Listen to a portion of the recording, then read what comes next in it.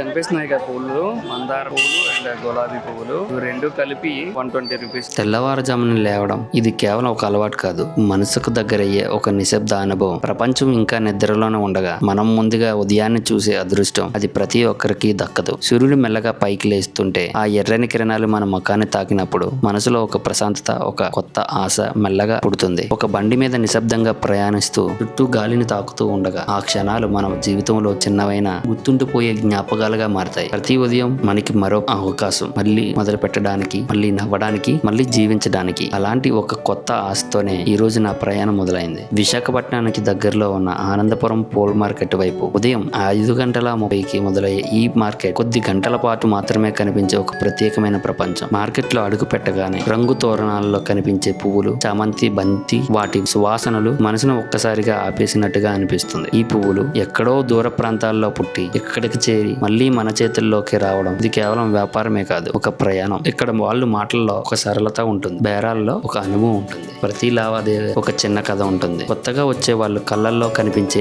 ఆనందం, మళ్ళీ మళ్ళీ ఇక్కడికి రావాలనిపించే ఆకర్షణ. ఇది సాధారణ మార్కెట్ కాదు, భావ ఉద్వేగాలతో నిండిన ఒక ప్రదేశం. పువ్వులే కాదు, ఇక్కడ జీవనానికి కావాల్సిన ప్రతిదీ దొరుకుతుంది, కానీ ముఖ్యంగా దొరికేది ఒక మంచి అనుభవం. తెల్లవారుజామున మొదలైన ఈ ప్రయాణం చివరగా మనసుకు దగ్గరగా ఒక జ్ఞాపకంగా మారిపోయింది. ఈ షార్ట్ మీకు నచ్చితే లైక్ చేయండి, సబ్స్క్రైబ్ చేసుకోకపోతే సబ్స్క్రైబ్ చేసుకోండి. నేను మీ ట్రావెల్ విత్ నాగేష్.